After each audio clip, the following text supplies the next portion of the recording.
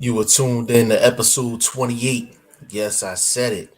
Episode 28 of the Goodfellas podcast. I am your host, G5 Jeff TV, aka G5, aka 5, aka the Guru, is in here. What's going on, y'all? Episode 28. Um, Off top, man.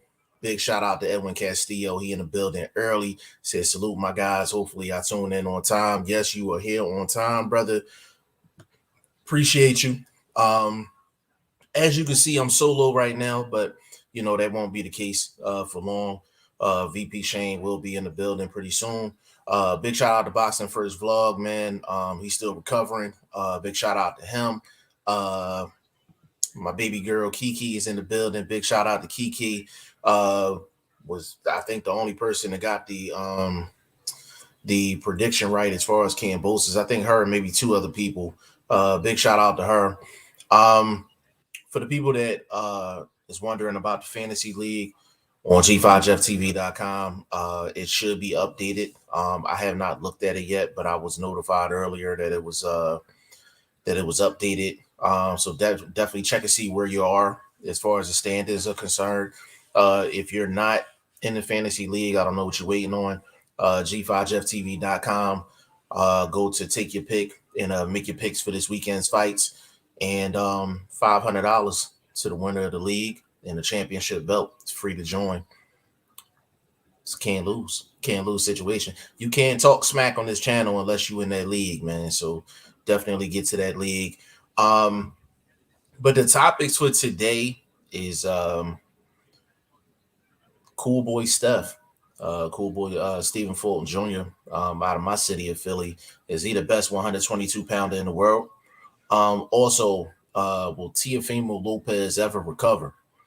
And for the people that missed yesterday's podcast, it was fire, like fire.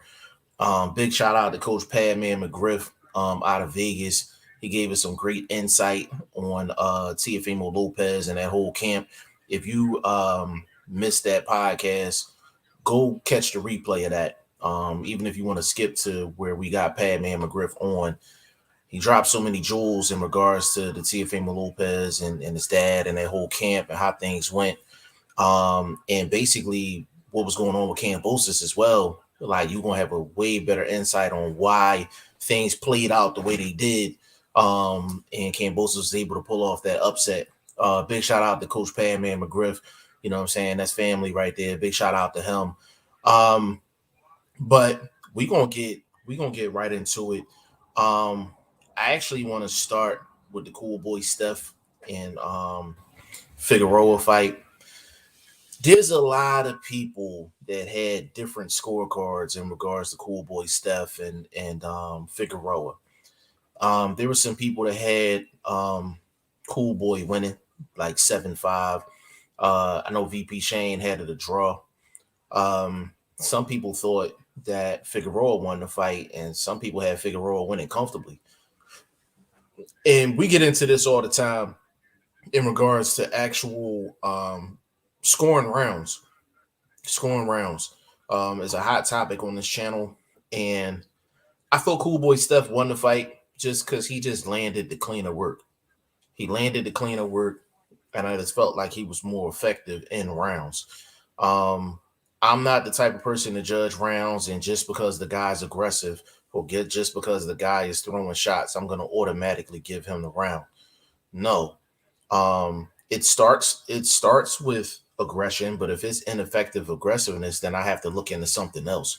You know what I'm saying? And I felt like Cool Boy Steph just had more rounds where he just did more effective work, even in some of those rounds where he just didn't look as busy as Figueroa. Edwin Castillo, he said, "Yeah, it was close, but I gotta watch it again." Yeah, it was one of them fights, Edwin. It was one of them fights where guys just, it was a competitive fight, and it's really just people judge rounds based off of what they like personally. It's really subjective how you score a round. If you like the aggressive fighter, you might skip past that they're ineffective with the aggressiveness. You might get on a round just because they're being aggressive.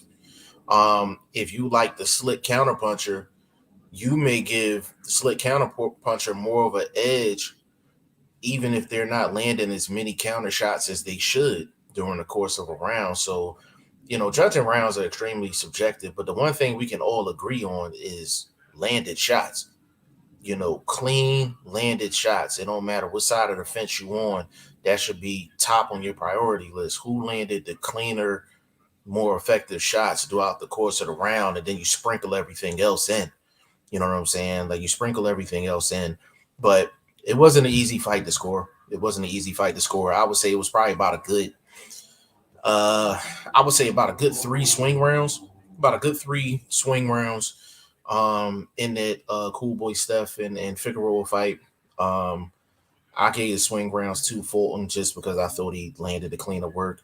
But I could have easily gave two of those 3 rounds to Figueroa. We could be talking something different. Um, but be that as it may, Cool Boy Steph won a decision. And he's a unified champion now when he got one more guy to fight just to become undisputed. And do people want to see Figueroa get a rematch? That's I think he deserves one. I think he deserves one. Do I think he deserves one next? I would rather see Cool Boy Steph fight somebody else. If he's gonna fight for the other 2 belts, I would love to see that. If he fights a Danny Roman, I think that'd be a good fight. If he fights my guy, Rais Salim, I think that's a good fight. Big shout out to Rais Salim. Hopefully we can get him on this week. And his coach. Get them on this week, man, and we could talk some 122. 122 is probably my favorite division in the sport, if not my favorite, probably top 3 for sure. But of course, I'm a root for the hometown guy, Cool Boy Steph. You know what I'm saying? And seeing him in person, he's just he don't look like he's 122. Like you could see him, just walking around, and he doesn't look nothing like 122. If I thought anything, I would have thought he was like a 135 pounder, something like that. You know what I mean? Like he's really big for 122 in terms of like mass, like he's solid. Michael Johnson, boxing talking more, is in the building, man. What's going on with you, good brother? Appreciate the love from yesterday, man. We definitely had fun doing that podcast yesterday, man. Yeah, but it's gonna be interesting to see how 122 plays out. But the reason why it's one of my favorite divisions is not only because it's a lot of talent, but all the talent fighting each other. All the talent is fighting each other at the end of the day, and you don't see that in every division. Like, you take 147, 147 got hella talent, but not everybody fighting everybody. Conrad, what's going on, good brother? Conrad, that's family of the channel right there, man. Big shout out to Conrad. Edwin Castillo, do you think adding another judge or 2 help? I've been thinking for a while that scoring is very subjective. Edwin, it's hard to find competent judges, period. So adding another 2 would be difficult. To be honest with you, I've never really thought about having 5 judges. I don't think you need 5 to score a fight, to be honest with you. What I do think is how can we come up with ways to make scorecards more consistent? And lately we've seen less scorecards where they're like egregious. So you got to factor in what a judge is actually seeing versus like the politics and the corruption of the sport of boxing. You have your situations where a judge might have just had an off night. But that off night for the judge might cost a fighter his career, all of his momentum. So do I think that we need 2 more judges? No. I think 3 is fine. But I think we just need to I think judges sitting ringside. I don't think they don't see all angles of the ring like we do on the TV. Like I always believed that judges should be elevated. Like they should have more of an overview inside of the ring, whether that's them watching it on a monitor or them watching it, live, always felt like their view should be elevated where they should be looking down into the ring, except for being flat like that. And you may not see the shots as clear if you're on the far side of the ring. You know what I'm saying? Each judge is on a different side of the ring. So like all of the judges are not sitting together. They're not all in the same spot. So me personally, I think five judges is just too many because there's just not a lot of competent judges out there. There's a thought though. Michael Johnson, if you can't get the judges right, they need to take the score after each round. Um, yeah, that's an interesting point too. I don't know if you're talking about like open scoring. Let me read that again. If you can't get the judges right, they need to take the score after each round. Yeah, the thing about that is just as far as scoring rounds. I know at one point there was a big debate on whether it should be open scoring. Um I was against it. I was really against it because it just um hold on. He said not take show. Oh, need to show the scorecard after each round. So if you're so that's more so along the lines, if I'm not mistaken, correct me if I'm wrong. Um you might be along the lines of like open scoring. I don't know if you mean like just they need to show the scorecards like to the public, like or just kind of like a scoreboard, like in a basketball game. I don't know if you mean like that, but um, me personally, I just I don't want I would prefer it not to be open scoring because I think it'll just mess. I think the suspense of not knowing what the scorecard is, then both fighters they're fighting for something. So, for instance, if it's a 10-round fight and it's some competitive rounds, but all three judges gave all of the competitive rounds to one person, so the one person's up, let's just say 6-0 after 6 rounds, then the other guy knows that he got to get a knockout or multiple knockdowns to win the fight. The other guy knows that he can just jab and run around the ring and just survive and win the fight on the cards. That's taken away from the quality of the actual fight, the card, the event. So that's kind of a shaky topic for me, bro. It's just we need more quality judges and we just need less corruption in the sport. So I think a lot of bad cards come from corruption as well. You know what I'm saying? Edwin Castillo, yeah, but since people get upset, and I think there are people too that make mistakes. Like how did two first round 10-9 for Cambosis only if they thought Cambosis got dropped, but it was a slip. Edwin, that's a good point. For the people that don't know what Edwin's talking about, they're talking about he's talking about the scorecard, and I alluded to this yesterday. They're talking about the scorecards for the Teofimo Lopez Cambosis first round. Cambosis got the knockdown in the round, and 9.9 out of 10. If a guy gets a knockdown in a round, is a 10-8 round for the person that got the knockdown. So two of the three judges still had a 10-9 for Cambosis. Like they felt like Teofimo was so dominant in the first round that even with the knockdown, Teofimo still deserved 10-9. Um, Edwin, that's egregious. Like that's bullshit. Like that's bullshit. Like that was a 10-8 round point blank period. And I think it's not getting enough shine because Cambosis won the fight. Like they got the scorecards right. But that could have caused Cambosis the fight. You know what I'm saying?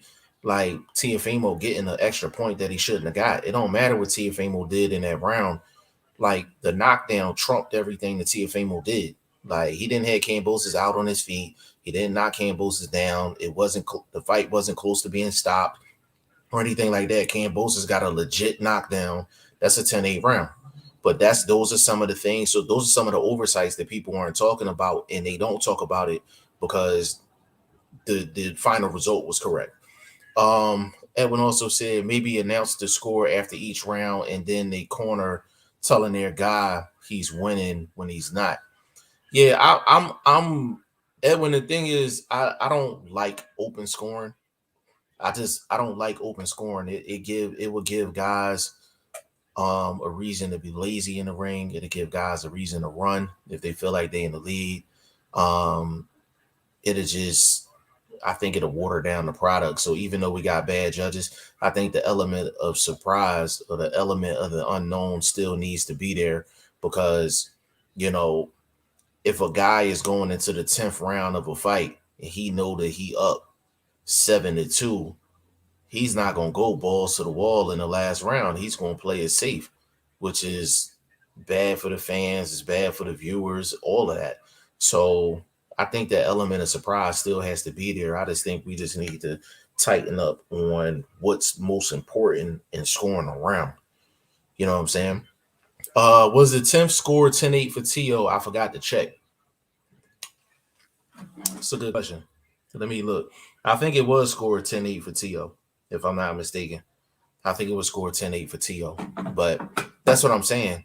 If you give Teofimo 10-8, then you got to give Kambosos 10-8. A knockdown is a knockdown.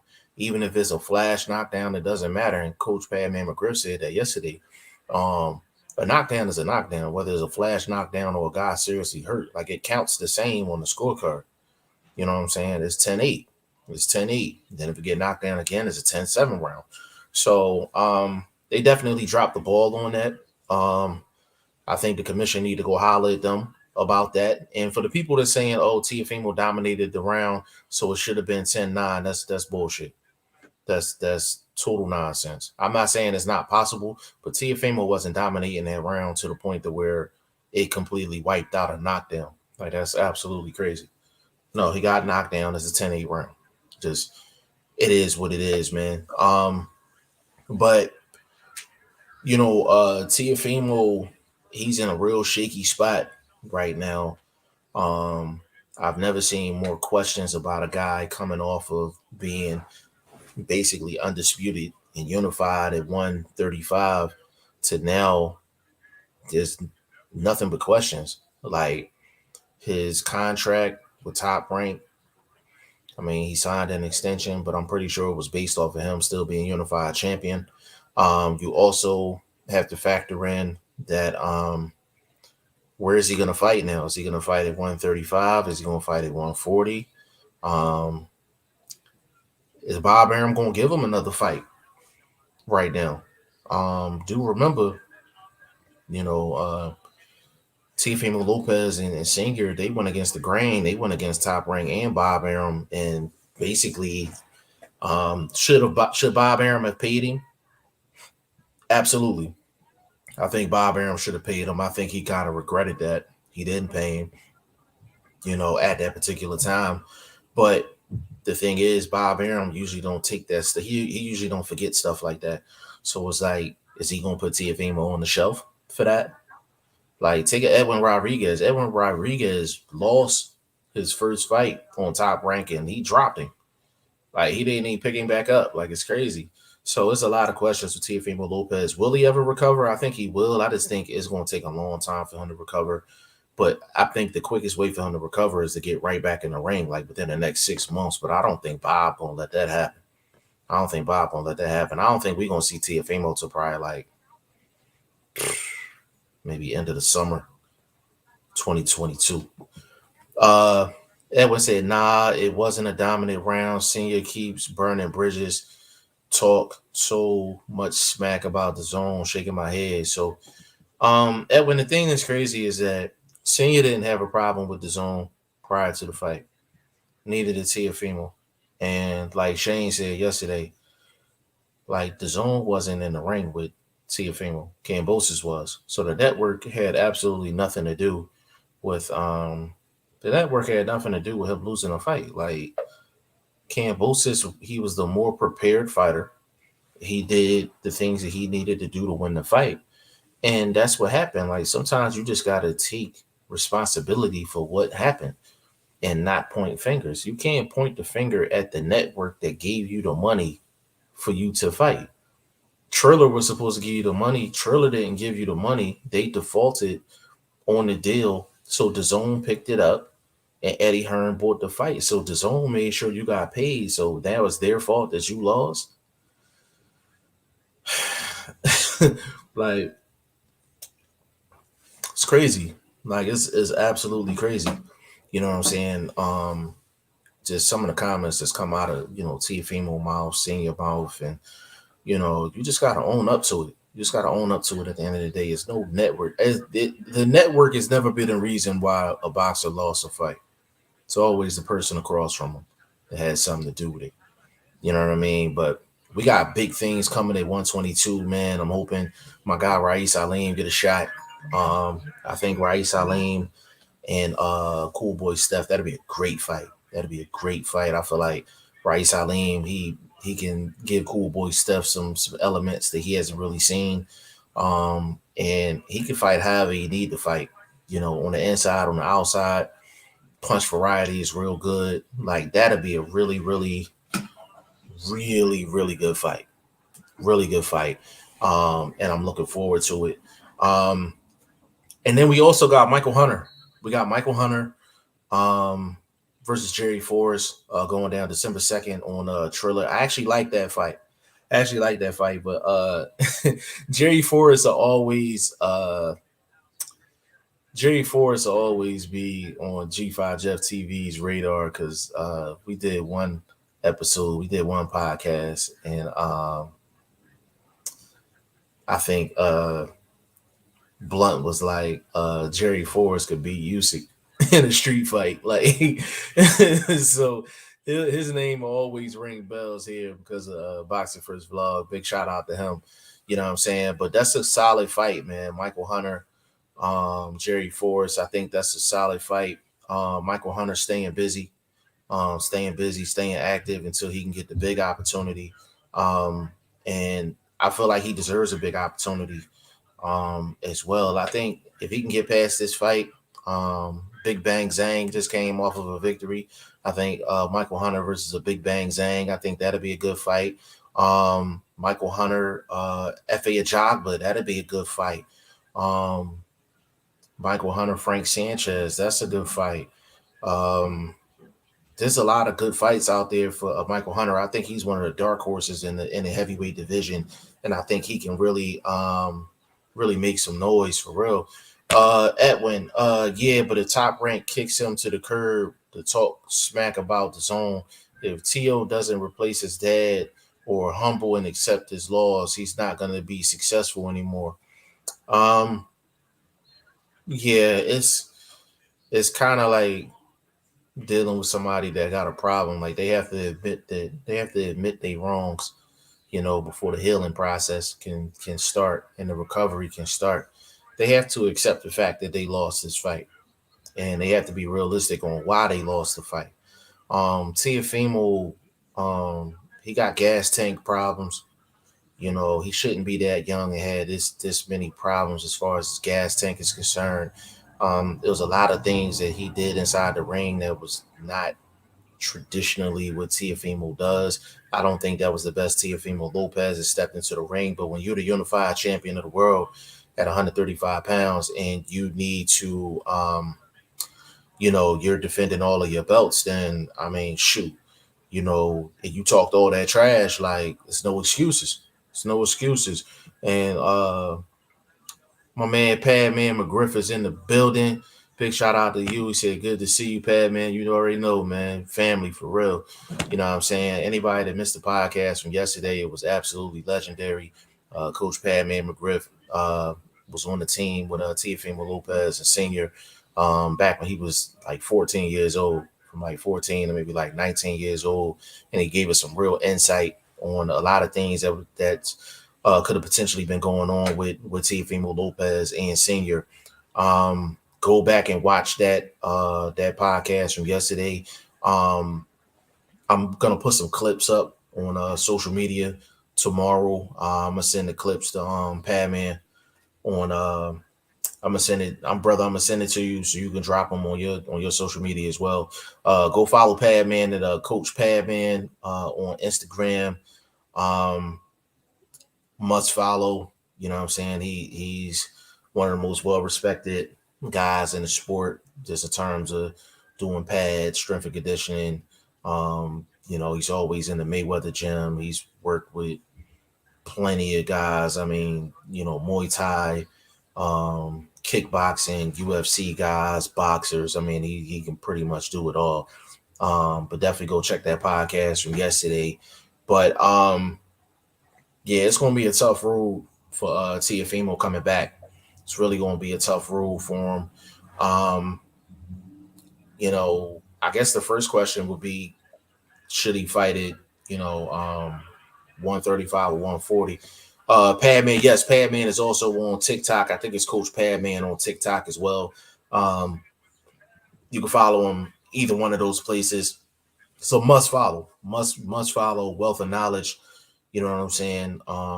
It don't get no better than Padman McGriff, for real. Big shout out to him. Padman said, if his father really thinks that he is going to beat Josh Taylor, he better come well prepared and well coached. Yeah, he doesn't beat Josh Taylor. Like, I didn't think he beat Josh Taylor before the Kambosos fight. I really don't think he beats Josh Taylor right now. Because I'm always big on guys getting acclimated to the weight. For him to lose to Kambosos at 135 and then jump up and fight the best guy at 140, that's a recipe for a loss. That's a recipe for a loss. And he should definitely take a warm-up fight at 140. But the way Teofimo looked against Kambosos, a warm-up fight might be dangerous for him at 140. And why would Josh Taylor fight him now? He don't have no belts. He's coming off a loss. It wouldn't even be smart for Josh Taylor to fight Teofimo right now. It don't even make no sense for him right now. My guy, Bleeds Philly 215 is in the building. He said, "What's good, my guy? What's good with you, bro?" Back in the win column in the fantasy league, man. I was, struggling. Big time. Edwin Castillo, since you mentioned heavyweight, has Joshua picked a new trainer? Coach Padman, link up with him. I thought him at Team Canelo would have been great for him. Actually, Edwin, it's funny you said that because I feel like AJ could use a guy like Padman for this reason. Padman is well respected within the sport, but if you ask a casual who Padman is, they're not gonna know who Padman is. It'll be a perfect way for AJ to actually get down to the basics, get down to the fundamentals, and keep everything private. And he can just focus on his craft and just focus on just bringing that monster out that he used to have, a couple years ago. But like we said, man, he in them silk sheets. You know what I mean? Hard to bring out the dog in somebody and they got silk sheets. You know what I mean? Padman, he needs to tune up in that division first.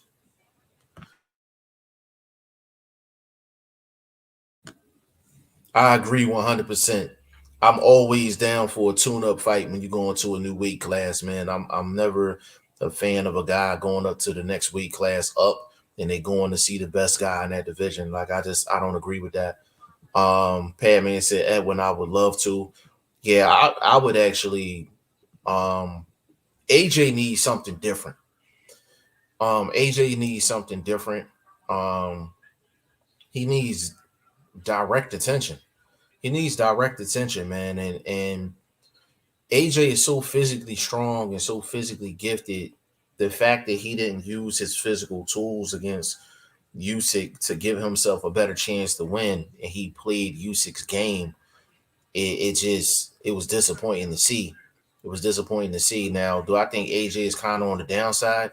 Yeah, I think he's on the downside, but I still think AJ beats a lot of the top 10 guys right now. And on the right night, he's one of the best offensive fighters at heavyweight. So he definitely has the tools. Like you really, how well can he take a shot now? You definitely got to question that. But yeah, if he was a link up with a guy like Padman McGriff, like that'd be crazy. Like, you know what I mean? That'd be absolutely crazy. Edwin said at Padman Boxing Gym, Las Vegas. Oh snap! I thought you were saying since Tio thought he won that vision eyesight needed a tune up. Yeah. The thing is, like, Teofimo basically relocated. So he went away from where Padman and them was. But sometimes you gotta take a loss. When you take a loss like that, sometimes you gotta go back to your roots, man. You gotta go back to, you gotta take them silk sheets off the bed, man, put them cotton joints on, polyester joints, you know what I'm saying? And get back down to the basics, man. And I feel like Teofimo need to get back down to the basics. And I'm talking about from a mental and an emotional standpoint. You could tell he was moving around like a celebrity. He was moving around like a celebrity. He was talking like a celebrity. He was talking like he was larger than life. You know what I mean? And that's the type of loss that humbles you. You got to get back down to the trenches. I feel like Teofimo was talented. He's hella talented. He got to get back down to the trenches, man. He got to get back down to the trenches, man. And whether that's with Padman or, with anybody else that's qualified, man, like he got to get himself right mentally and emotionally, and then kind of work on his craft. But it starts there, mental and emotional. Padman, I promise you, I can take him to the next level, and not amateur style boxing. Yeah, the fact that I'm always down with somebody having one-on-one work. You know what I'm saying? There's some trainers and strength and conditioning guys, they got like a big clientele, so they can't give one guy specific attention. When you can have a situation where you're working with someone specific, um, I always feel like it's more beneficial to the fighter. I felt like that's why Teddy Atlas was so good at being a trainer. He never had a lot of clients, so he was able to give each guy specific attention and actually pay, each guy, the attention that they needed. And I feel like AJ needs that. I feel like Teofimo needs that. I feel like whatever Teofimo decides to do next, I think he needs to have like a 10-week camp, isolated, completely isolated. You know what I'm saying? Away from the cameras, all that, and just get down to business.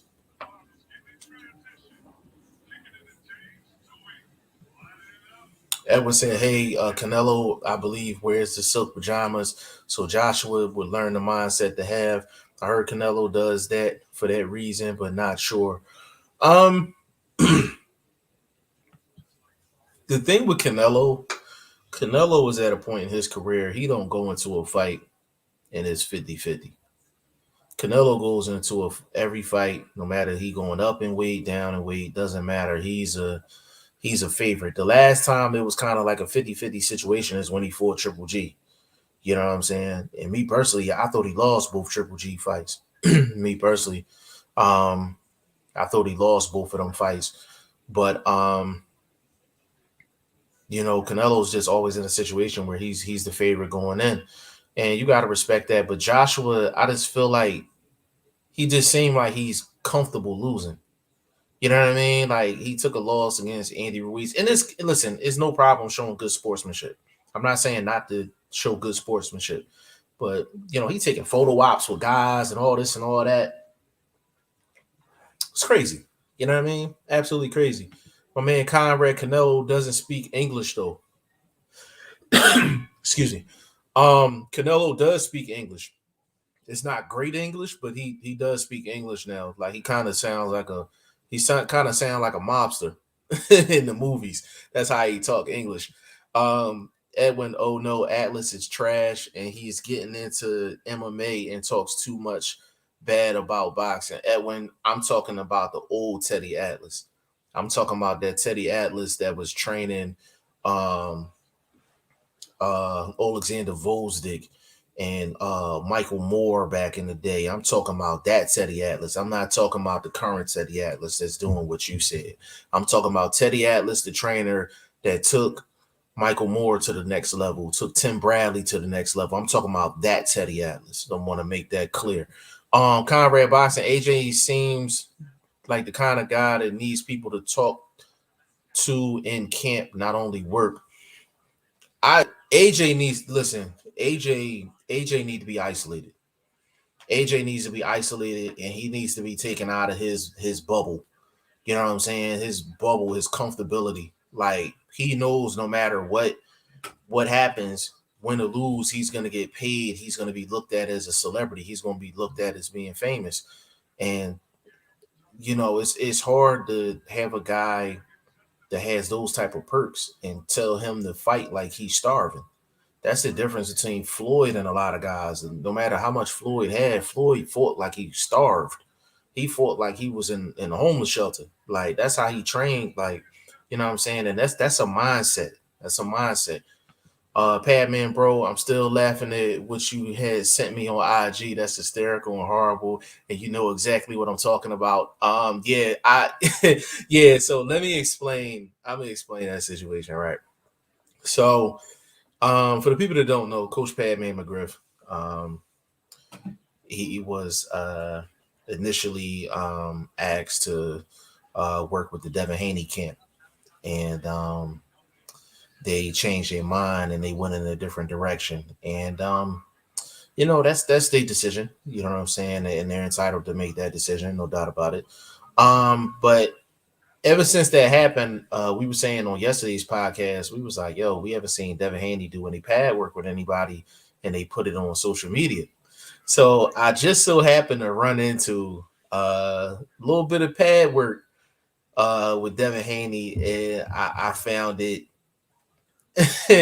I knew Pad Man would find it pretty alarming. So I sent it to him on Instagram, and we had a little discussion about it. If you want to see the video that we're talking about, DM me on Instagram at G5JeffTV. Or Coach Padman on Instagram as well. We'll send it to you. It's just certain levels of pad work, and I thought the pad work was a little it wasn't top notch, and I'm gonna leave it there. Edwin Castillo, both nah, bro. First close, but second he walked Triple G down, broke him, and it said 8 and the 12th. He waved Triple G in two and stand and bang. I had Triple G win a 7-5 both fights. Um, I was adamant about it in the first fight. The second fight, I felt like Triple G boxed pretty well. I felt like people punished Triple G because he was talking that Mexican style before the second fight, and a lot of people didn't give him rounds that he deserved to win because he actually boxed and didn't fight Mexican style. You know what I mean? But a lot of people had it Triple G first fight, Canelo second fight. I had Triple G 7-5 both fights. Um, Canelo's work ethic, strong mind, and literally trains like he has to reach the top, never looks down on the sport. That's what makes him that much better than his camp. Uh Dude started at 140. So Canelo, here's the thing, Edwin. The thing about Canelo is Canelo picks and chooses his opponents. Like Floyd did that later on in his career. I'm not necessarily against it, because you have to be good. You have to be really good to be able to do that. And a lot of people criticize, his opponents. Not everybody's beating Caleb Plant. Not everybody's beating a Billy Joe Saunders. Not everybody's beating a Callum Smith. Like everybody's not beating those guys. You know what I'm saying? Are they top notch champions? No, but were they solid champions? Yeah. You know what I'm saying? And they would beat a lot of guys in the division. So the fact that he's good enough to say, I'm going to pick on these three champions and become unified, that says a lot about Canelo's skill set. The thing that I always hang over Canelo's head is, like the positive drug test, things like that. You know what I'm saying? So that'll always hang over his head. But I mean, his last fight was through VADA, clean testing. So I mean that goes a long way. You know what I'm saying? But Canelo is top 3 in the sport for sure. He's not my pound for pound number 1, but he's top 3 for sure. Edwin Castillo, Floyd's not been in a 50-50 fight that I remember.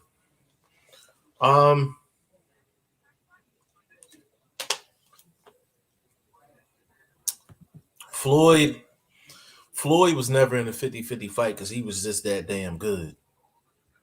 It wasn't a lot of his fights, even when he was young, he was the favorite. Even when he was young, he was the favorite. When he fought Gennaro Hernandez and, guys like that, Chop Chop, Zab, um, Manuel Augustus, Angel Manfredi. I'm talking Pretty Boy Floyd days. I mean, you talking who else he fought? Arturo Gotti, Diego Corrales, Jose Luis Castillo. Like, he was the favorite in all of those fights, man, because he was that damn good. You know what I'm saying? He was that damn good. To be honest with you, there's not anybody in Floyd's era where I'm like, it would have been a 50-50 fight. Maybe Pacquiao in his prime. Other than that, nobody in Floyd's era would have faced Floyd with Floyd being in his prime, and it would have been a 50-50 fight. That's a credit to how good Floyd was. Um, Edwin said they're that special. Yeah, I used to criticize, but truth is, everyone in boxing takes advantages. He was cleared. My guy hasn't failed since. Yeah, I mean, he been clean since, no doubt about it. He been clean since. And he went through VADA testing for his Caleb Plant fight. So I do nothing but respect it. The reason I said that is because a lot of people mention Canelo, and they'll mention that no matter how long ago it was and the situation and all that. Like, you still got people that bring it up and always say, like, if somebody um tests positive, I'm like, you open up the door for anybody to question everything you've ever done in your career. But the fact that he went through VADA in his last test says a lot. You know what I mean? But Canelo, one of my favorite fighters, man. He's one of my favorite fighters just to watch inside of the ring, man. Big shout out to Canelo. Um, Pad, man, people do not realize what pad work does for you. Get your timing right, get your mechanics right. It makes your technique better. But the ones that can't do it and they fault the other coaches, bro. Yeah, to be honest with you, I didn't realize all of the technical stuff with pad work until I actually talked to Pad Man McGriff, because a lot of times I used to watch pad work, and I'm like, yo, it looked like the trainer doing more work than the fighter. Or I'm like, well, why are they doing all of this fancy pad work and these dudes get in the ring and they can't do shit? And when Padman actually explained what's the actual purpose of a lot of these different drills, he made me realize, like, guys that do pad work and is slow, like take like a Derrick James. Derrick James, he does his pad work is kind of like on the slow end. Take a guy like Mustafa Boxing. He's one of the best in the business, man. Big shout out to Mustafa Boxing. He does situational pad work, where it's just actual punch combinations and different things in the fight. So his pad work is really slow. You don't ever see him doing fast pad work. And then you take a guy like Padman McGriff, like he'll do slow pad work, quick pad work, work on the fast twitch muscles and things like that. So it's just different benefits to different types of pad work, man. So it's a lot of technical stuff going on with, what I'm saying, with running pads and things like that, man. But that's why we got Padman McGriff here, no doubt. Edwin said, like, David doesn't move up because he won't have that size advantage. So that's picking fights as well. And Canelo was beating dudes at their natural or close to it. As far as I'm assuming you're talking about David Benavidez. With David Benavidez, could he fight at 175? Absolutely. Do I think he would be successful at 175? Absolutely. Is it smart for him to stay at 168 at the particular time? Yes, because that's what Canelo was. So him going to 175 right now, is that smart for him? I mean, it's really good fights for him, but money fights, like him and Canelo at 168 would have been crazy. There's not a Canelo situation at 175. You know what I mean? So David Benavidez is he's staying busy, solid opponents, but we gotta get at these guys too, these top guys. Caleb Plant should have got in the ring with David Benavidez, but I get it though. he saved himself for that, that Canelo shot, got that Canelo bread. But, you know, David Benavidez, I would love to see him at 175, bro. Would love to see him at 175. But let's be clear, David Benavidez doesn't have the ability to pick and choose his fights. He doesn't have that ability to pick and choose his fight. Canelo, the only one in the sport that really has that ability to do that. Edward Castillo, the ones who bring it up, I don't understand. They have to have skeletons in their closet. I'm sure they wouldn't want it brought up for the rest of their lives. Edwin, boxing is a dirty game, man. Boxing is a dirty game. And, when a guy tests positive, man, like it's just something that happens. Like, you know what I'm saying? But Canelo, that's something, yeah, something that's gonna hang over his head. And some people choose to mention it and some people don't. You know what I mean? It just really depends on who you talk to. I know you talk to Shane. Shane will tell you flat out, like, he's not his pound for pound number one for that reason alone. You know what I mean? So it just depends on who you talk to. At the end of the day, Edwin, even if they were proven to be cleared, the thing is, bro, like when it comes down to like drug testing and things like that, like it's just Edwin, there's a lot of guys that's juicing. Like I'm on the inside of the sport, bro. I can't really get into like real specifics, but it's a lot of guys that's juicing, man. And it's not, if it's not a VADA test, it's not that hard to pass a drug test. It's not that hard to pass a drug test, bro. And I'm just letting you know that because I'm on the inside. I'm on the inside of the sport. It's not hard to pass a standard blood and urine test when it comes down to drugs, man. It's not. So there's a lot of guys that's juicing. So it really depends on how you look at it. You know what I mean? Is it how many guys are juicing or is it how many guys is getting caught? That's a whole nother story for another day, though. But I think Canelo's top three for sure for me. Conrad Boxing, you cannot be proven to be clean, but I won't start that discussion now. Yeah, that's always a Conrad. That's always a topic because it's kind of like it's kind of like, let's just say you get locked up for robbery, right? You get locked up for robbery.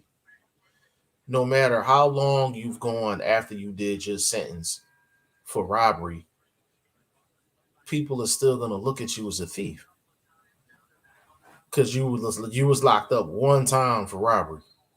People are gonna look at you like a thief. So that's a different. Like it's just some mistakes is just gonna always put a cloud over you, no matter how good you are or how perfect you are after the mistake.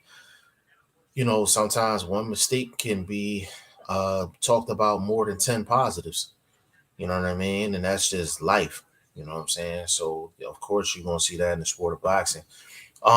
Edwin, if he wants Canelo clean out 175 and then Canelo. Edwin, I'm gonna tell you where I disagree with that at. Caleb Plant didn't clean out 168, but he got the shot. Billy Joe Saunders didn't clean out 168, but he got the shot.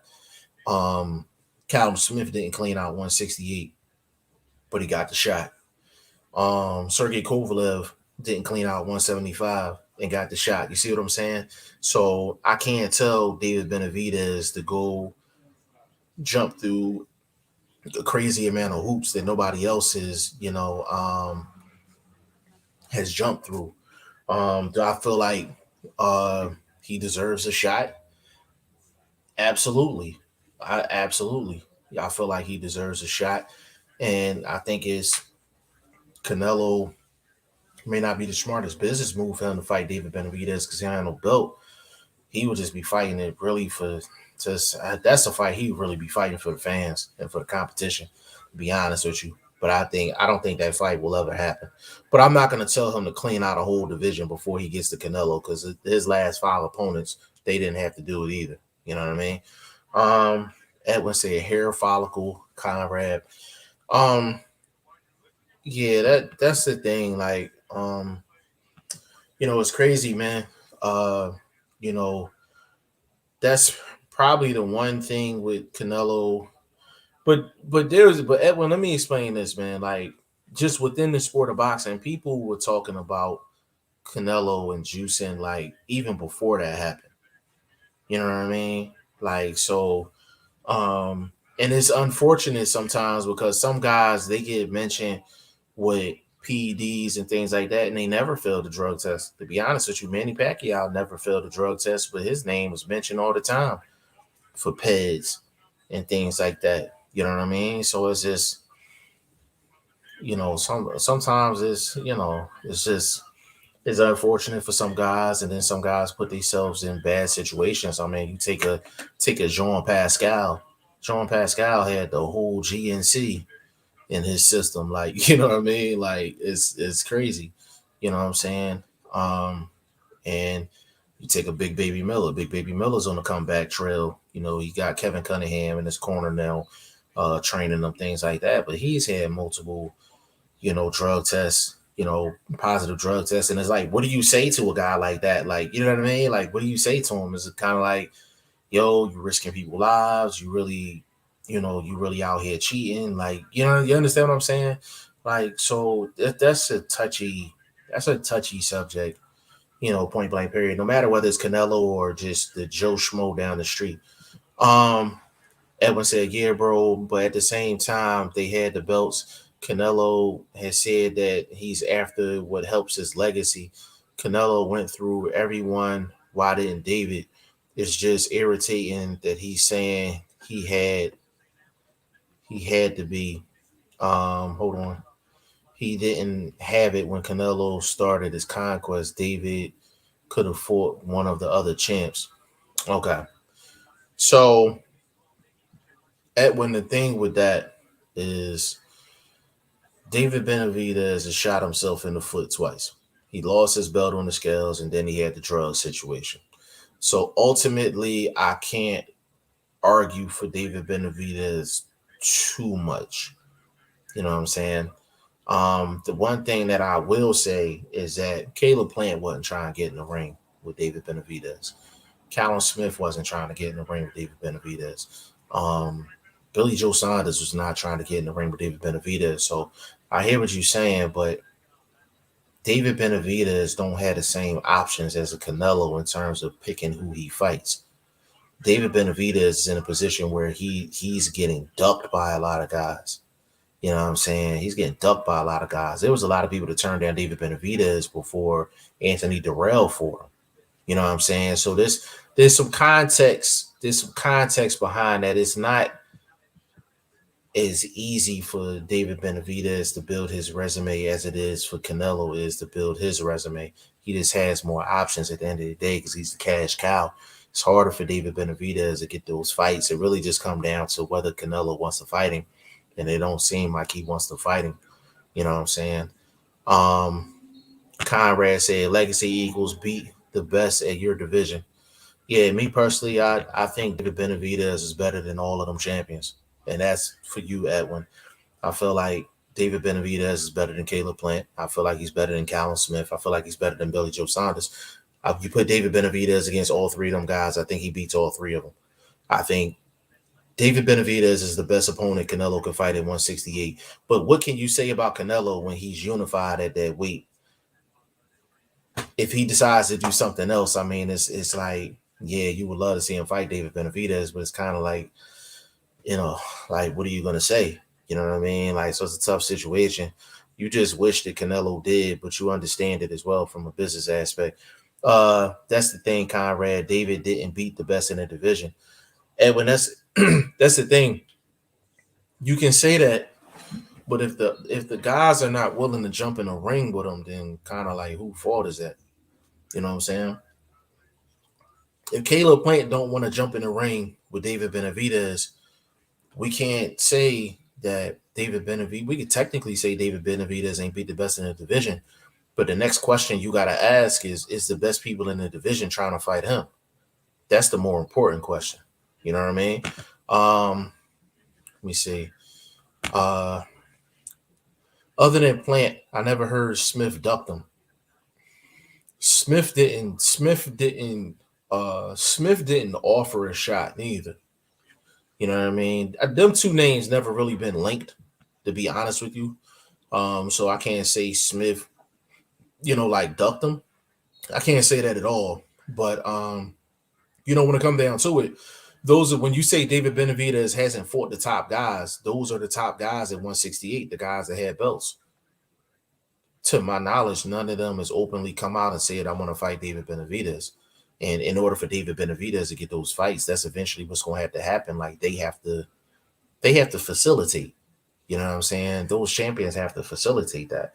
And they just haven't. So I don't want to punish David Benavidez for other guys not wanting to step up to the challenge. It is what it is. Conrad, no one calls David the face of boxing, pound for pound, number one and future all time great though. That's what I'm saying. Like it's Conrad, that's a great point. Like it's just Edwin, you gotta understand Canelo has all the perks. He got all the perks. Like he can pick who he wanna fight, when he wanna fight him, and then under what circumstances. David Benavidez just don't have those options right now. His options is no better than a Jerron Boots Ennis or Demetrius Andre right now. Just guys just don't want to fight him unless they have to. That's his that's just the position he's in, but that's a credit to Benavidez because people think he's that good. You know what I mean? People think he's that good. Will Stokes in the building. Big shout out to Will Stokes. Benavidez' resume is absolutely trash at the end of the day, but I still love to see the fight. That's what I'm saying. Like, with David Benavidez, would I like his resume to be better? Absolutely. But it's a two-way street, though. It's a two-way street. I want for David Benavidez to fight better competition, but I need for the better competition to want to give him a shot too. You know what I mean? And that's where the boxing politics comes in and things like that. So when I say a person's resume is trash, like I won't just say it on for face value. I won't just say it like I gotta dig a little deeper into that. It's not a lot of guys at 168 that want to see David Benavidez. You know what I mean? Conrad Boxing, I don't even remember which belt was on the line for Hagler versus Sugar Ray, for example. Belts do not equal legacy. You know what, Conrad? It's funny you said that because I don't know if he's still in here, but Michael Johnson boxing, he talked about that a couple of days ago. He was saying, does belts make the fighter or do the fighter make the belt? I was telling him not all situations are the same. Some guys are so good and their legacy is so intact that they can get whatever they ever fight they want without a belt. And a situation like that, Hagler, Sugar Ray, they so big the belt don't even matter. You know what I'm saying? But you take a guy like a Demetrius Andre, he has a belt. Like that's the only leverage he has, and he still can't get a fight with a belt. You know what I mean? But the belt definitely benefits him because that's the only shot that he has to even get a shot at a good fighter. So it really depends. Like AJ can get whatever fight he wants without a belt. You know what I'm saying? I feel like Tank can get whatever fight he wants without a belt. You know what I mean? Some guys just don't need the belt, but it's not all situations are built the same. Edwin Conrad, because he hasn't earned that spot and Canelo has, I love to see them fight, and I guarantee Canelo stops him in 6. That is very ambitious, bro. That is very ambitious. He stops David Benavidez in 6. I don't agree with that. Now would Canelo be the favorite in the fight? Absolutely. But stopping him in 6, I don't think that's happening. I don't think that's happening. It'd be a competitive fight though. Will Stokes, he said, you have a good point. You have a point, Conrad, but at the end of the day, belts do matter because take any legendary fighter and imagine if they never won a single belt, they wouldn't be remembered the same.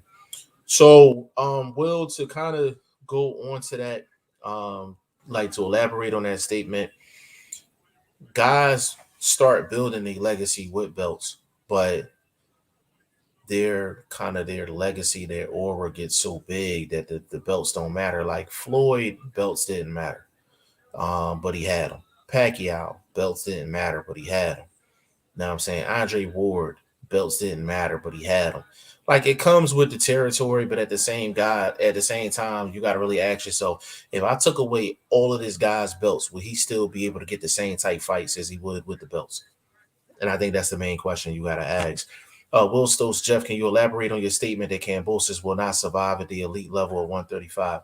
So the reason why I said that is because the most talented guys at 135, Cambosis is not talented than them. He's not talented than them. Like If he fights Tank, he's the underdog. If he fights Devin Haney, he's the underdog. If he fought Teofimo again, he may still be the underdog, even though he won the fight against Teofimo the first time. But if you listen to the podcast yesterday, Padman McGriff gave a great insight on why Kambosos was so prepared for that fight and for Teofimo. There's other guys at 135 that he's just not as talented as.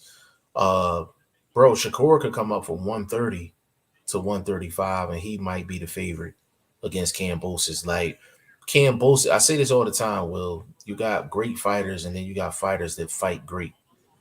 Kambosos is not a better overall fighter than Teofimo Lopez, but he fought greater than Teofimo did on Saturday. I feel like with Kambosos, they're not gonna let him get just a gimme fight. They're not gonna let him get like a gimme fight. You really got to ask yourself. You said, will he survive at the elite level at 135? You got to change your question because he has all of the belts. He has all of the belts except for one. So it's not, the question shouldn't be, can he survive at the elite level at 135? The thing is, you put the top guys against Kambosos at 135, who does he beat? Which could you confidently say he beats Devin Haney at 135? Can you confidently say that he beats Tank at 135? Can you confidently say he beats Loma at 135? Can you confidently say that he can repeat that performance against Teofimo if they ever fought again? That's the question. You can't say, can a unified champion survive?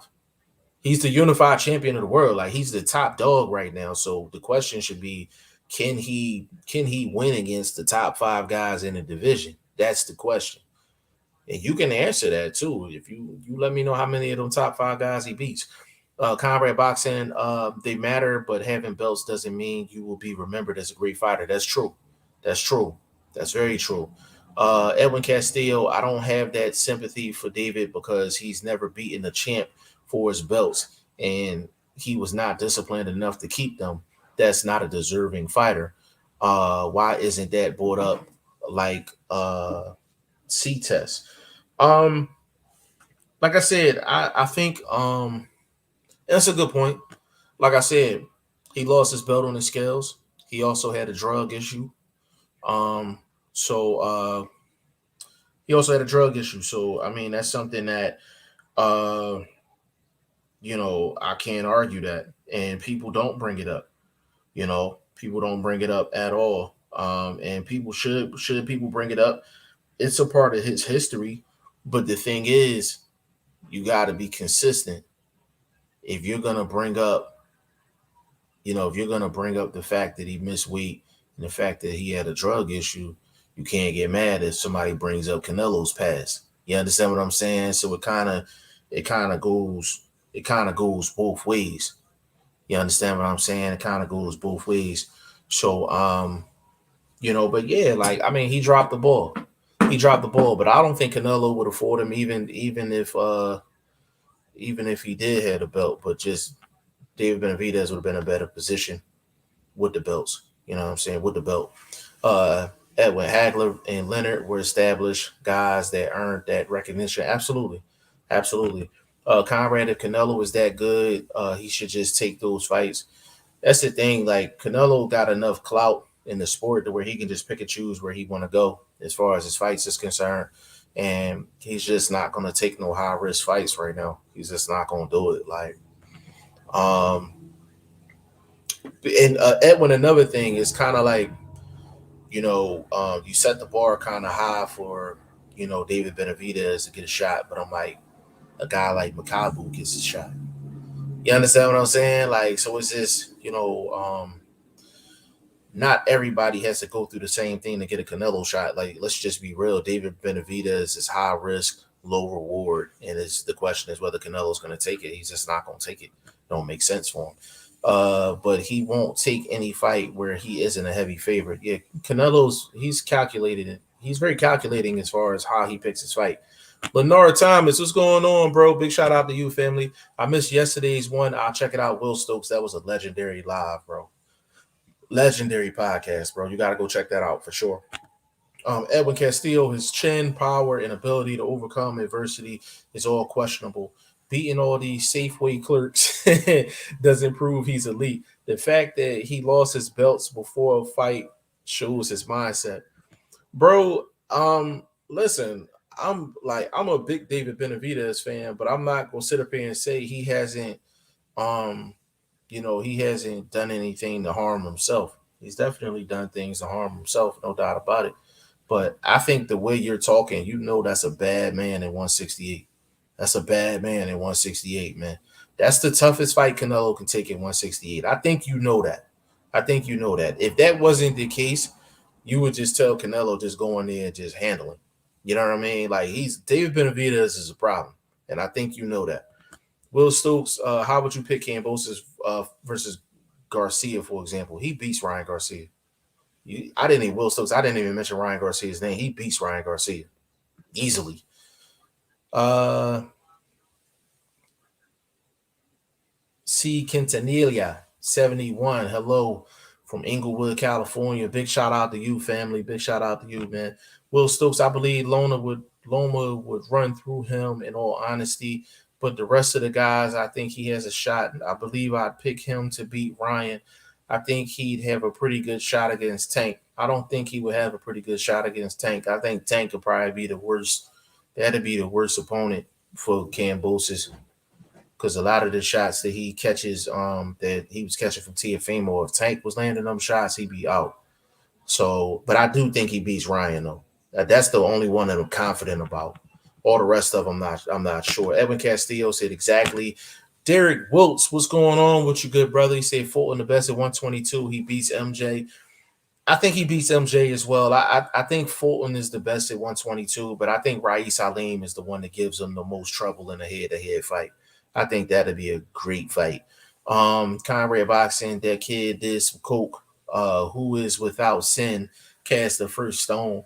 Yeah, like I said, people will mention Canelo's steroid clenbuterol thing before they mention David Benavidez, you know, coke situation. So not everybody's sins are discussed equally. You understand what I'm saying? And that's a fact.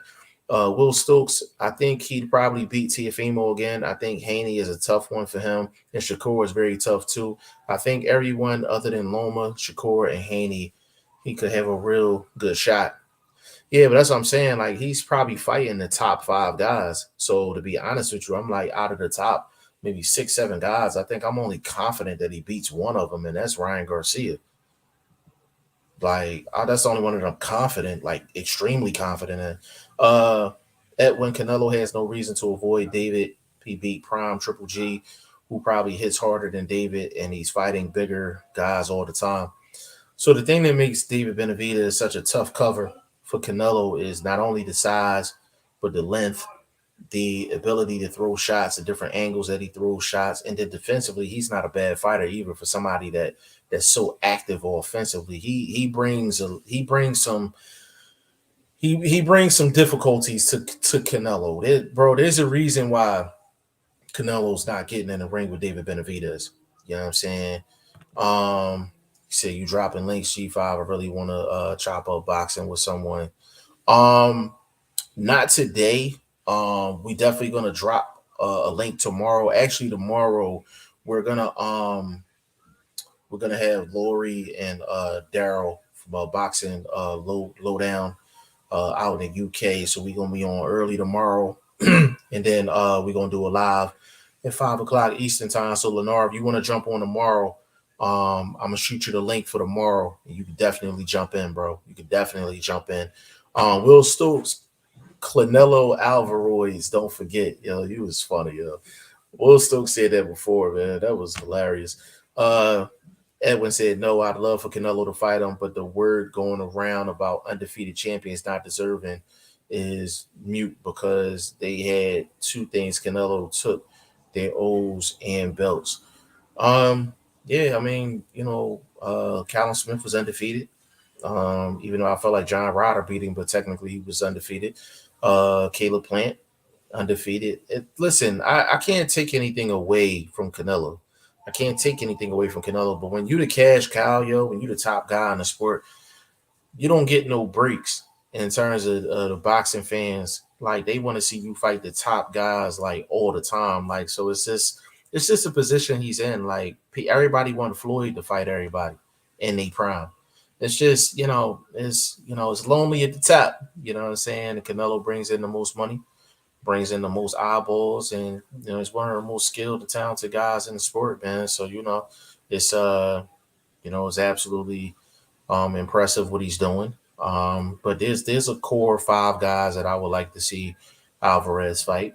David Benavidez is one. Um, Andrade is two. Charlo is three. I would love to see him fight Beterbiev, and I would love to see him fight Bivol. I don't want to see him fight a cruiserweight. I don't want to see him fighting the Macabus of the world and things like that. I feel like he's just trying to get another belt. But even that fight is risky because we know that Canelo has a chin, but does he have a chin against a guy that's basically a heavyweight?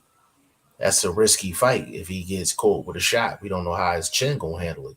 Conrad Boxer says Smith arguably lost the rider. Billy Joe Saunders looked bad in the last two fights before Canelo. Plant hasn't fought anyone near elite. That's a fact. But that's why I was telling Edwin, I said not everybody has to go through this crazy process to get Canelo. Like Caleb Plant got the shot because he had a belt. When David Benavidez had the belt, Canelo didn't mention one time he wanted to unify 168 when David Benavidez was part of the equation. That's why people are saying some of the things that they're saying. Conrad said, I don't know how people can ignore that. Yeah, no, listen, like Billy Joe Saunders wasn't on no hot streak coming into that fight. Callum Smith wasn't coming, he wasn't on no hot streak.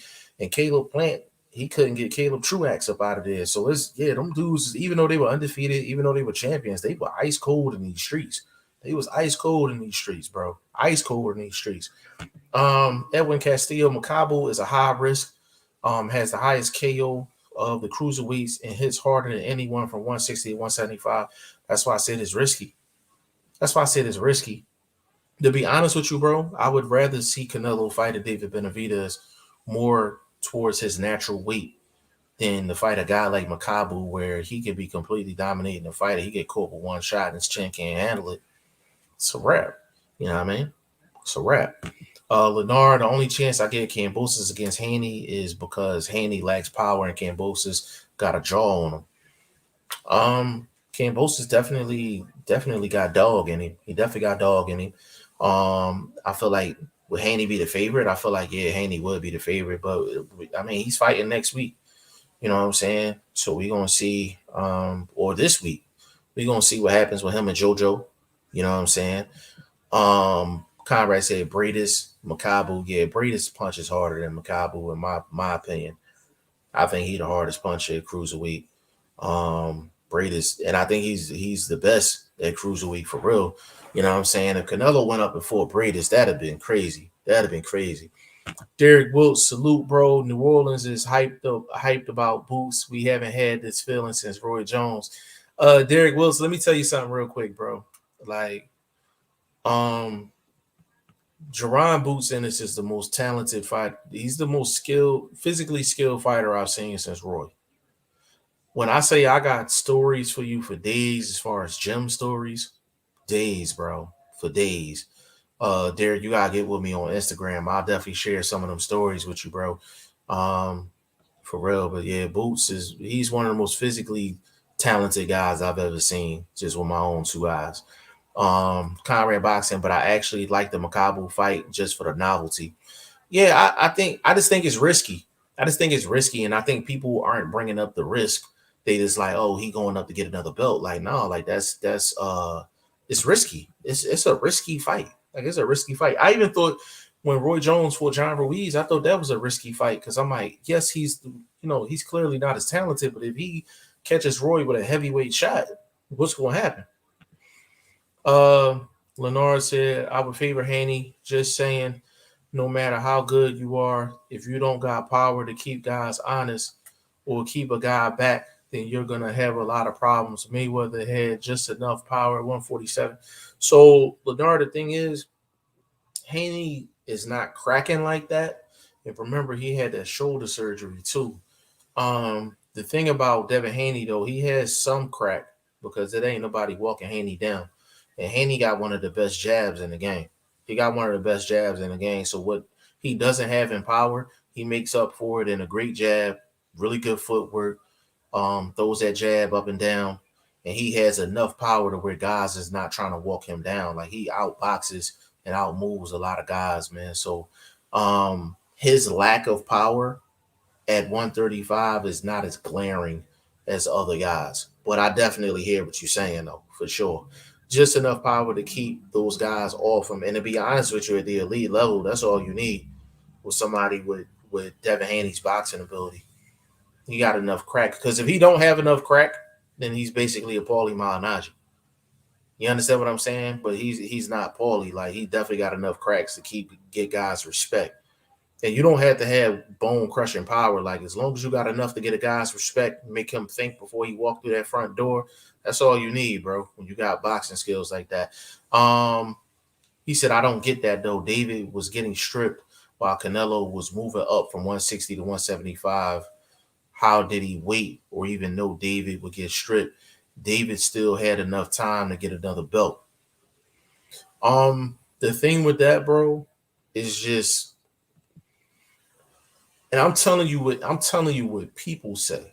You know what I'm saying? My personal opinion, I had to tell you that off camera.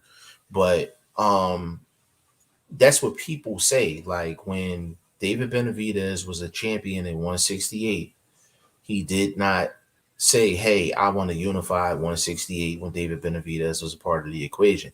People don't mention the fact that he got stripped for his belt. People don't mention that stuff. I'm just telling you what people say.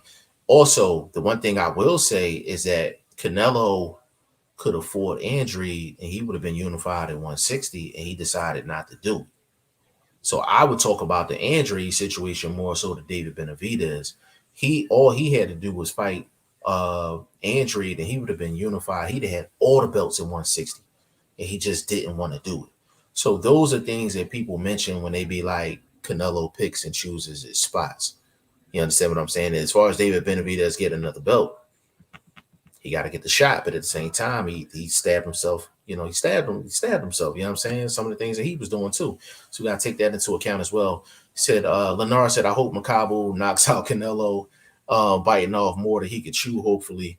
I don't know. I have to see him develop more power. The thing is with your first comment, Makabu, that's the only shot he got. If he lands the money shot against Canelo and how he takes it. If somehow Canelo can take Makabu's money shot, then yeah, he's going to get destroyed. You know what I'm saying? Just outbox and outclass. Lennar Thomas, at this point, I don't know if Devin Haney's going to be able to develop more power.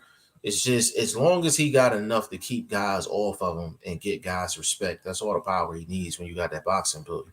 You know what I'm saying? He said, yeah, I know, and that's how much Mayweather has, just enough, a giant Maidana to keep him thinking before coming in. We'll see how much power Haney going to develop, because he definitely looked like he needs some.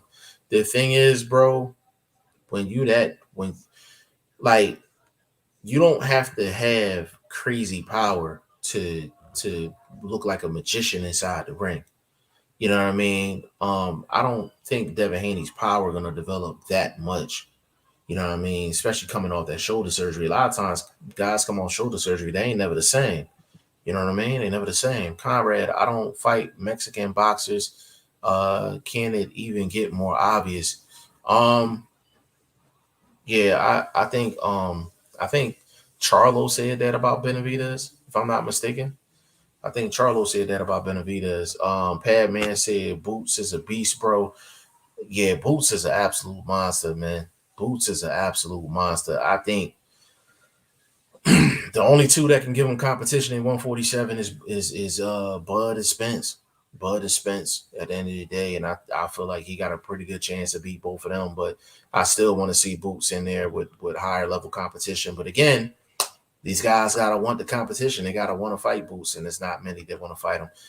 Edwin said he wanted the IBF, didn't allow it, because the Derevianchenko was stalling, and Canelo requested after that. Canelo found out the zone, and Oscar was screwing Canelo, and this lawsuit happened. Yeah, Edwin, like I said, there's a lot of technical things that can be brought up. I'm just telling you what people are just saying overall. My God, Bruce Goals is in the building, man. Big shout out to Bruce Goals. Bruce, man, I love your channel, man. I love what you're doing, man. Definitely continue to do what you're doing. If you're not subscribed to Bruce Goals YouTube channel, definitely go subscribe, man. That's a must watch as far as his channel. I think Bruce Goals has one of the most legendary boxing voices you're gonna find. Period, man. Big shout out to Bruce Goals, family of the channel. He said, I understand you don't have to have crazy power, but like you say, if you hit like Malinaji, but you're skilled, it don't matter. You're gonna get run through, and you know Haney is big for 135. He going up. That's a good point. That's a good point. So I feel like Devin Haney needs to improve his game. I feel like he's been kind of like not regressing, but he's kind of just been this just straight across. Like just been consistent, but I haven't seen like crazy improvement in terms of the performances. He's just solid, really, really solid. He's really good. You know what I'm saying? But I'm waiting to see Devin Haney take it to the next level. We're gonna see what he do with Jojo Diaz. Conrad Boxing, Canelo said it. Yeah, Canelo did say that. Canelo did say that. But I think Charlo said something along them lines too, though. At when Canelo left 160 long ago, but where's the same energy for Andrade and Charlo to be undisputed? They still didn't. Edwin, yeah, he when I made the statement about Andre, Canelo was at 160 at the time. Canelo was at 160. He had a belt. He had belts, and Andre had a belt. Canelo had the rest of the belts at that particular time, and Canelo could have fought Andre and been undisputed, and he just decided not to do it. So I'm not saying that Canelo was at 168 or 175, and I'm mentioning Andre. No, when I mention Andre, Canelo had all of the belts at 160, and Andre had the other belt, and all he had to do was go see Andre, and he just didn't want to do it. If you ask Canelo now about Andre, he's not interested. There's some fights that you can be a fan of Canelo, but you have to be realistic. There's some fights that just Canelo's not interested in taking. He's not interested in taking an Andre fight. He's not interested in taking a Benavidez fight. People can formulate their own opinions and all of that. Canelo will be a favorite against both guys, but he's just not interested in taking those fights. I don't think there's anything wrong with saying that or admitting that. He's not interested in taking them fights. He's just not. Leonard Thomas, Haney at least going up weight classes in his career. I think he caps off, I think, at 47. I think he caps off at 47. He won't have no power at 47 though. Yeah, I think he caps off at 47 for sure. Padman, Haney don't have enough power for Jojo Diaz. He's going to have to use that jag quite frequently. That's a lot of Haney's game anyway, is using his jab. At the end of the day. But yeah, Haney needs to start sitting down on his shots and really turning them over. I think a lot of times is the way he fights in sparring is not the same way he fights in a real fight. And I guess that's where I'm going with it. Because he really be unloading on dudes in sparring. And it's just in a real fight, I just feel like he don't fight the same. Bruce Goals, man, salute to you, brother. Edwin, yeah, I think he doesn't like him, like how Spence doesn't like Keith and won't fight him. Yeah, that's what I'm saying, Edwin. Like, it's just some guys that Canelo is just not interested in fighting. So I'm not saying that he's not better than Andre or he's ducking Andre or anything like that. What I'm saying is that Canelo, for some reason, just didn't want to fight him. Even when the reward was high, he didn't want to fight Andre. And right now, like he hasn't shown a willingness to fight, Benavidez either. I don't know what it is, but I think he just sees the risk. Like he just don't want to fight him. Like it is what it is. Ladar, I agree. He ends off at 147. At 140, we don't even know how good his power going to be. But at 47, we know it's going to be nothing. I love Haney. He my favorite prospect along with Ennis. See, that's the difference between a guy like Haney and a guy like Ennis. Ennis is cracking like a super middleweight. Ennis is cracking like a super middleweight. He has knocked down and knocked out cruiserweights in sparring, in the gym, in Philly. I won't put no names out there, but he's knocked out cruiserweights for sure. Um, but not everybody's blessed with that power, Lenore. You know what I'm saying? Not everybody's blessed with that power. And it's unfortunate, but you gotta make up for it somehow, some way. And you gotta have a great jab, you gotta have great defense, you gotta be crafty, you gotta be one step better than your opponent. And that's what Devin Haney's trying to do. You know what I mean? So it's gonna be interesting to see what Devin Haney does. You know what I'm saying? But definitely go to G5JeffTV.com. Register for the fantasy league if you're not already registered. I think everybody in here is already registered. But hey, if you got boxing friends, tell them about it as well. You know what I'm saying? Tell them join the league, man. $500 for the winner, championship belt, and it's free to join. You know what I mean? Don't get no better than that. For sure, man. But cool boy Steph, you know what I'm saying? I feel like he's the best at 122, but there's a lot of competition for him at 122. He can really stay at 122 and really do some damage. You know what I'm saying? And I love what cool boy Steph doing. I'm not just saying that because we both from the same city, but he's fought, I think, like he's beaten like 7 or 8 undefeated guys. So he's really earned his spot, man. He's really earned his spot. I really got to think about whether he's on my pound for pound list, my back end of my pound for pound. I really got to get at some thought. You know what I'm saying? Hold on. Lenara said, power can't be devolved when you're full grown, but technique to throw that punch to get more power, as well as sitting down on your shots and being conditioned to keep your power consistent in a fight. There's certain things you can do to maximize the punch power that you do have. So I do agree with that. But Andre, there's another who has himself to blame. He did Laura how Canelo was doing him, calling Laura boring runner, fighting nobodies, and that he's not fighting anyone, and nobody wants to watch him. See, Edwin, here's the thing with that. I got a problem with people that duck unification smoke. So you can't say that he's boring and nobody wants to watch him. It's a champion calling out another champion. That takes everything that you said out of that. It takes everything that you said out of it. Boring, runner, not fighting anyone. Nobody wants to watch him fight. None of that stuff matters when we talking unification. You understand what I'm saying? None of that matters. I don't condone guys actually ducking unification smoke. You know what I mean? And that's my problem. I can see him not wanting to fight Benavidez. That's one thing. But when guys is ducking unification smoke, I got a problem with that. You know what I'm saying? I got a problem with that. That's right straight up. Because the thing I'm getting at, Edwin, is you can't say those things about Andre, but he gave Avni Yildirim a shot. He gave Rocky Fielding a shot. You understand what I'm saying? Like, you can't say those things about Andre, and he's a champion. Avni Yildirim wasn't a champion. Rocky Fielding wasn't a champion. Avni Yildirim wasn't undefeated. You understand what I'm saying? He got a shot at Canelo coming off of a loss. Rocky Fielding got a shot, and he's nobody's champion either.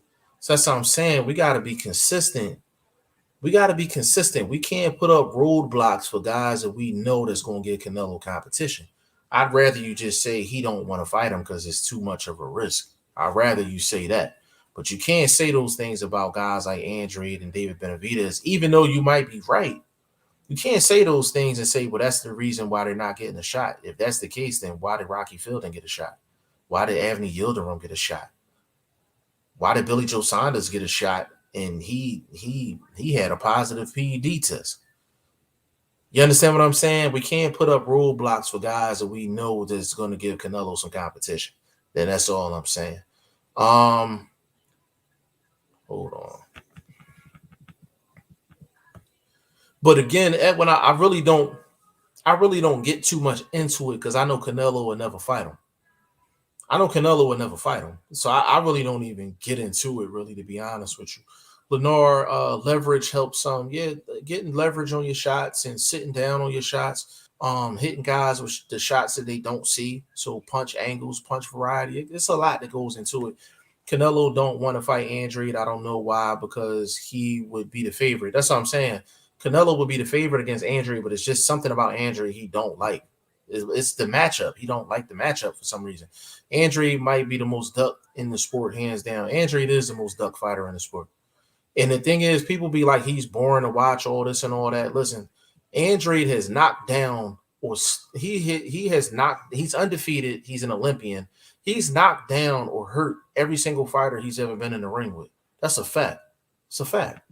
Leonard, Andrade, out the work, put the work. And it's time for that retirement money type fight to come in. Big fights for Andrade needs to come soon as he gets older. He's getting older. Yeah, the thing is, like I said, Jaime Munguia been ducking that smoke. Triple G don't work. They want that smoke. I do think a Murata would fight him. But Triple G don't want that action. Charlo don't want that action. Munguia don't want that action. There's a lot of I don't like when champions are ducking other champions. That'd be my problem. You know what I'm saying? Davidian, what's going on, bro? He said, what's good, brother? God bless everyone in the chat. Davidian, big shout out to you, bro. I ain't seen you in a minute, man. What's going on? Edwin said, I get you, but if Andre really wanted to smoke, he'd vacate and move up and immediately be Canelo's mandatory. Yildirim was actually being prepped for David because he lost and was still made mandatory. So, Edwin, here's where I got to educate you, brother. And I want you to answer this before I get off of here. Andre couldn't get Canelo when they both were champions in the same division. I'm going to say that again. Andre couldn't get Canelo to fight him when they were both champions in the division, and it would have been a big unification fight. So why would Andre go up a weight class, drop his belt, drop all of his leverage? It still doesn't guarantee him a fight with Canelo. Yes, does it make him the mandatory? Yes. But if Canelo don't want to fight him, he's not going to fight him. Nobody's going to force Canelo to fight somebody he don't want to fight. Edwin, you know that. You on G5 Jeff TV, baby. You can't get away with that. You can't get away with that, bro. That sounds good, but this Canelo we talking about. All he had, in worst case scenario, he would have dropped the belt. He would have dropped the belt. And then Andre would have been fighting somebody else for a vacant strap at 168, and he still ain't got the Canelo shot. But Edwin, I think you know that, though. Like, and I understand you're a Canelo fan. I get it. It's just some guys he just don't want to fight. You know, it's just he don't want to fight. Like, if he wanted to fight Andre, they would have went down when they were both champions in 160. You know what I'm saying? Edwin said Karma Andre turned down Laura, Derevianchenko, Jamel, and Triple G back then. That's not true. That's not true, bro. That's not true. That's not true. And I don't have enough time to really get into particulars, but Triple G never wanted to fight Andre. Triple G never wanted to fight Andre. The Jamel thing back in 2014, I mean, hell, that was 7 years ago. 7 years ago. So, I mean, technically you're correct on that. That was a bad business decision. Laura didn't really want that smoke, and neither did Derevianchenko. And I'm talking about contracts on the table, bro. I'm not talking about just talk. I'm talking about contracts on the table. None of them guys put legit contracts on the table. Edwin, now Triple G doesn't want it, but now it's the other way. Triple G never wanted to fight Andre. He never wanted to fight Andre. And the thing is, the Zone didn't want Triple G to fight Andre neither. So that was a little bigger than, just Triple G. I'm telling you that he tried, but IBF didn't allow him. So here's the thing. Like, with Triple G, there's certain guys that was on DAZN's list that they wanted Triple G to fight. Andre wasn't a part of that list, so DAZN is part of this problem as well, Edwin, for sure. That's why he says no one wants him at 160, then move up. David has been calling Andre out. I haven't heard David Benavidez call Andre out. I've definitely heard him call Charlo out, though. If you let me know where he called out Andre, I've never even heard that. I'm not saying that you're lying, but I've never heard it. Canelo could have fought Boo Boo at 154. Wilts, that's what I'm saying. He could have fought him at 154. They were champions. They were they were both champions. He could have unified with Boo Boo and he just didn't want to do it. Lenore Canelo may end up like Roy, coming up all these weight classes and coming down. Not good for your body soon, I'm telling you. Yeah, it's not good for him to be coming down and weight and all of that. It's not good. You know what I'm saying? Like fluctuating your weight like that. Roy Jones is a prime example of that. The only thing is with Roy went from lightweight all the way up to heavyweight and then came down 25, 30 pounds. Like that was bad. Like that was really bad. You know what I'm saying? But he was belt chasing. He was belt chasing and legacy chasing. You know what I'm saying? At the end of the day, man. But listen, we gonna close this thing out, man. We gonna close this thing out, man. 100 hour, 36 minutes strong. Dolo today, man. I gotta put Shane in a headlock. You know what I'm saying? But I don't mind being on the camera solo, man, talking that talk.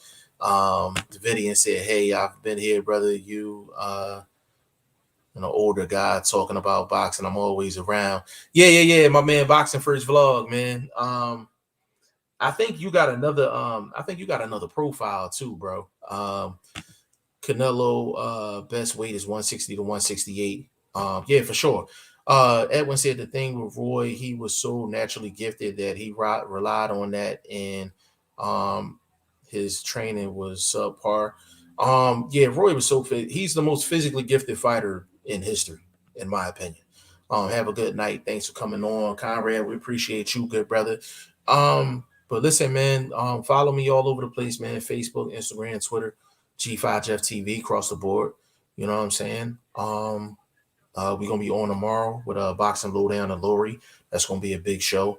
And then we coming on for the episode 29 of the Goodfellas podcast. So peace to you, Bruce Gould. So Lenore, I'm gonna send you the link. You definitely jump on with us tomorrow. Said most athletic, yes, Roy. Yeah, he's the most athletic guy in boxing history, man, in my opinion. Edwin said, peace, bro, everyone. So on behalf of VP Shane, my guy BoxingFirst Vlog, big shout out to him. And your boy G5 Jeff TV, man, on behalf of the staff, we are out. Hold on, one more. Conrad, will you be on Lowdowns or on here? No, they're coming on here. They're coming on this channel. They're coming on G5 Jeff TV. They'll be on tomorrow. Conrad, I'm going to shoot you the information. But that's going to be legendary. Daryl and Lori will be on G5 Jeff TV tomorrow. We're going to do a morning show. I think it's going to be 1 o'clock Eastern Standard Time. And then we're going to be back on for the Goodfellas podcast. So we're doing double dipping tomorrow, as far as we're going to do 2 shows tomorrow. Said, okay, thanks. Big fan of Lowdown and Lori. Those are my guys, man. Those are my UK guys, man, for sure. So we definitely gonna chop it up. And we always try to get Daryl on the camera, man, and just let him get out of that host mode, man. Let his hair down and just let him just rip. You know what I'm saying? Let him talk boxing for real, for real. You know what I'm saying? So I'm looking forward to that tomorrow, man. So listen, on behalf of VP Shane, my guy BoxingFirst Vlog, and G5 Jeff TV, we are out.